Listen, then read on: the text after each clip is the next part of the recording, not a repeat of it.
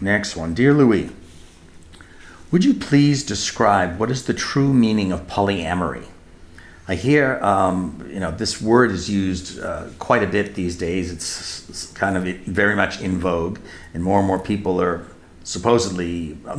talking about it, and more people are practicing it, but it seems that people have very different interpretations of it. I even hear the term polyamory. I heard that recently, where I was told that that's when someone in a relationship tolerates their partner having flings on the side. Okay, well, that one is that's a ridiculous BS term. Sorry, I have to call a spade a spade. That's a nonsensical word that means nothing. I would just scratch that one.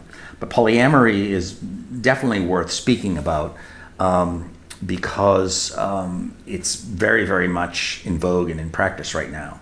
And there is a lot of confusion about it. And in my own experience, I've been counseling for over 30 years now, and I'm right at this very moment, like as of today, as I'm speaking, I have several individuals who are exploring this concept and practicing it and living it to whatever degree. And I have numerous friends who live this lifestyle. That having been said, also in my own direct experience, and I'm not talking about book knowledge or what I'm divining, just observing people, people have very different understandings of it and definitions of it. And most people I have found are describing it incorrectly. Which is odd, because if you look at the word etymology, the definition is in the word, which makes it even more ludicrous that most people misappropriate and misinterpret the word. So most people use the word polyamory to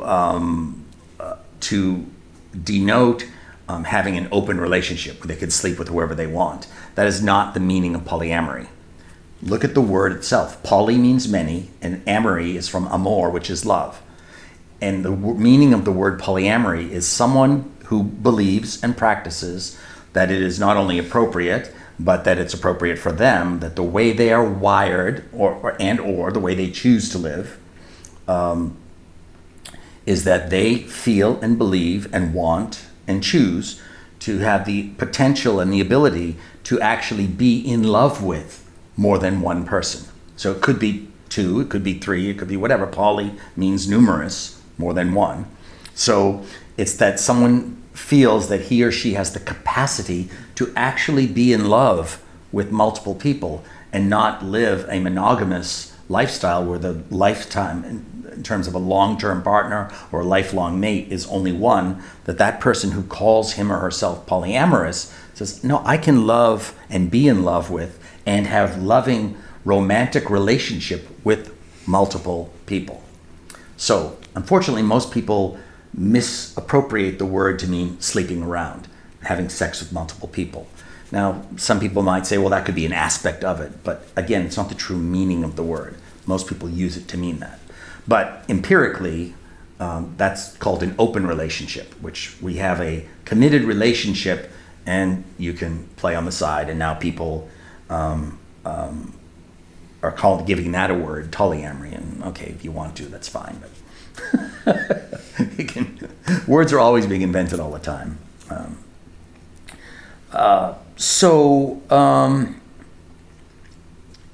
While we're on the subject of that,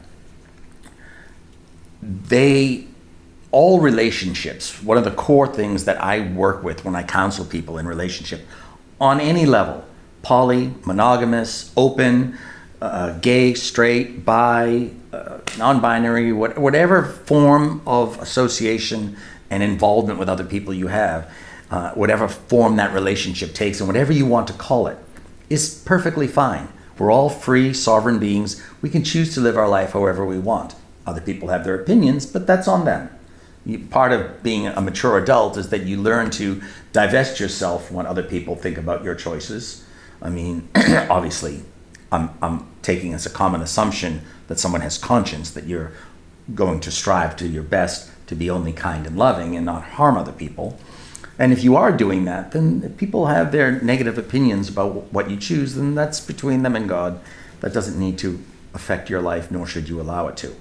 However, what I do say, no, in addition, what I do say to all people who come for any form of relationship counseling is, whatever form of relationship you have with your partner or partners, and whatever you want to call it, it is critically important that you have an agreement. And a lot of people write it out. So you've got proof, like, well, no, that's not what you said, and that's not. Other people might want to record it, with a video or a digital recorder. But it's important to have an agreement, and what is on the page, so to speak, on the agreement, is not important. What is important is that A, you both agree of your own free will, not coerced, out of guilt, not out of shame or blame or wanting to please or wanting to be liked. Those are all inauthentic, and they will all capsize the ship. You both need to agree, or I say both, but whoever is in this contract, all parties need to agree. Usually it's two, but however many, you need to agree to everything on the list coming from your own heart of hearts and true self, unaffected, unimpeded, uninfluenced, or biased by anyone else. And point two, you need to honor what is on that list. Most people make it about what's on the list, and that's 100% irrelevant, what's on the list. Completely irrelevant. Because that's between you and your partner or partners. It's nobody else's business. Again, on the assumption you're not committing crimes and colluding to crimes or hurt people, obviously. I'm going on the assumption that the choices, do not violate anyone, override anyone's free will, or the things that's why I say you all need to agree to them and then honor them. And if you do those simple two things, which very few do, a fair amount of people nowadays are doing the contract, the agreement part, but where it goes sour is not honoring it. Well, why make the contract if you're not going to honor it? In business, the business would fail, the project would fail. If you break the agreement, you get sued, you lose everything. But in relationship, you do too. It'll go sour, and not so good things will come from it. So keep those two things, and if those two things are honored and in place, you can get through almost anything. You can surmount any problem, you can solve any crisis, and I find when I have met couples who are so clear about what's on their agreement, and they live it like their quote Bible. And I've met couples who are together 15, 20 years, have had homes and businesses together and real estate and raised kids and had it's all kinds of things in their agreement. And since I teach this, obviously I am open to and willing to, and I usually do, help the couples or the partners make these agreements, through counseling and coaching, life coaching. I help them fine tune it if they want my help. I do this with many relationships, and they're all different. They're all different, and I give them, create for each person that safe space so that they can feel that they are making those choices without influence from anyone else, of all the different negative influences I said: shame, blame, guilt, obsession, wanting to please, wanting to be liked, not wanting to rock the boat, blah, blah, blah, blah. The list just goes on and on. So those are the two criteria. I know our question started on polyamory, but it's really important since, as I said, this is such a huge topic now. And I'm finding, as each year goes on, I'm finding more and more people moving into that direction than having monogamous relationships. In fact, I find very few nowadays who are still wholly monogamous. In fact, it's more, when I was starting out in my 20s, I had a very different perspective prior to having 30 years of watching human behavior and counseling people. I see the world through a very different lens now. And I'm more in agreement with most people that humans as an animal are not necessarily a monogamous animal by design. Humans are more monogamous by choice, not by design.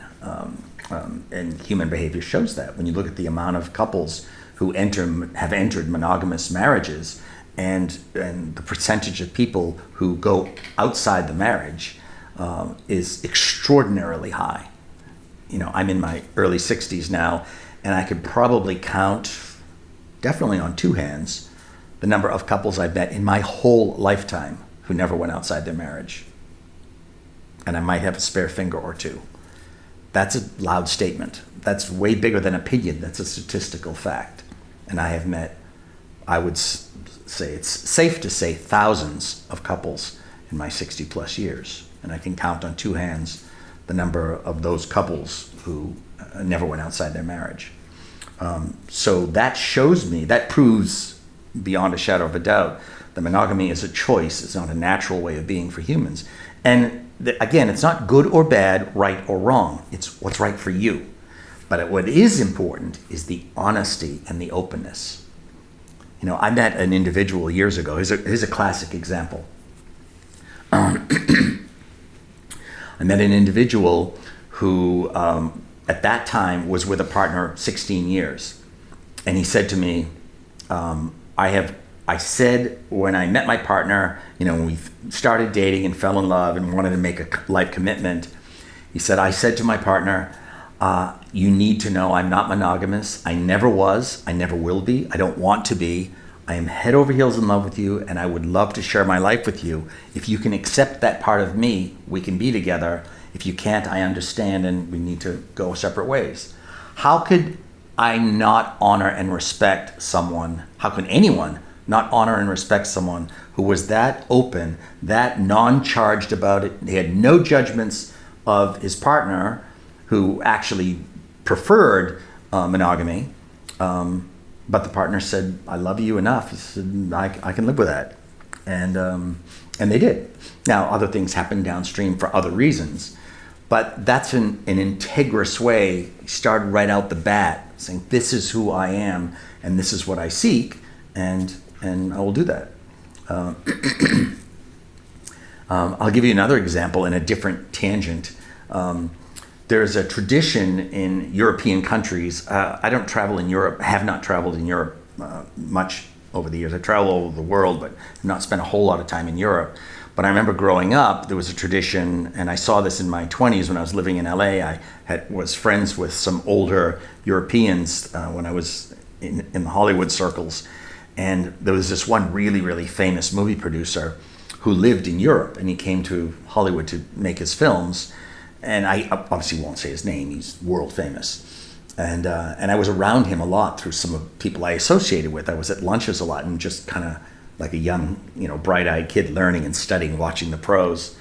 And I would just be there with my mouth shut, listening to them have these discussions. And this one day, he was there with all his cronies, and I was in my 20s, and they were all in their 50s and 60s and whatever, and they're getting into this big heated discussion. And they went at him this day. They were all Americans, and they went at this European guy who was married 30 years, and he had a mistress of 25 years. Head over heels in love with both of them. And they were name-calling him and making fun of him and talking about how he cheats on his wife, and he's a whore, and he's a this and a that. And this man, I didn't say a word. I was just a kid, and I was lucky to be at that table with all these Hollywood heavyweights. And my heart hurt for him so badly because I looked at this man. He was gutted. He was devastated. And he said, how dare you judge me like that? How dare you say that? He said, we live in different cultures. In Europe, mistresses are an accepted way of life. He said, I'm not out whoring, and I'm not cheating on my wife. He said, my wife knows my mistress knows my wife, we're all friends. I have two, I have one I live with full time and raise my kids, and the other one, my mistress, is I love as much as my wife. That's polyamory. He didn't use that word back then. They didn't have that word back in the 80s and early 90s, to my knowledge, or it certainly wasn't commonplace. But that's what he was trying to explain to them. He said, and you're calling me a cheater and a whore and a liar, and I betrayed my wife. He said, my wife knows her. We're a family. I happen to have two women I love. And he looked at them and he said, I resent you calling me these names. He said, I have never cheated on my wife, and I have never cheated on my mistress. And when he said that line, it went through me like a thunderbolt, and I saw the truth of it to him, and the honesty and the integrity, and how hurt he felt that they were calling him a cheap whore cheating on his wife. And it was really, and all he was trying to do is say, you live in a culture that doesn't know this and doesn't accept this. It's accepted there. I also had a friend who was a mistress to a billionaire in Europe, and my friend said, I'm an accepted part of that family. I sit at the table with the wife and the husband, and I'm welcome at all holidays, and I have a room in the house. It's accepted. And he said, and I know my place. My place is slightly secondary. The primary family and and this particular family was also royalty. He said, that comes first. He said, but within that, I can live very comfortably, and he was okay with it. They were okay with it. So this gets back to what I was saying about having the agreement and honoring the agreement. What's on the agreement is not so important, as long as that you're choosing it with your own free will, not under the influence of anyone, because you truly want it, and then you honor it and knock yourself out. Have whatever you want. If you're not harming other people and no one's rights or free will is being violated, then what you do in your love life and private life is between the consenting and agreeing parties. All right, beloveds. So that's my discourse on polyamory and on integrity in relationship and how to make it work.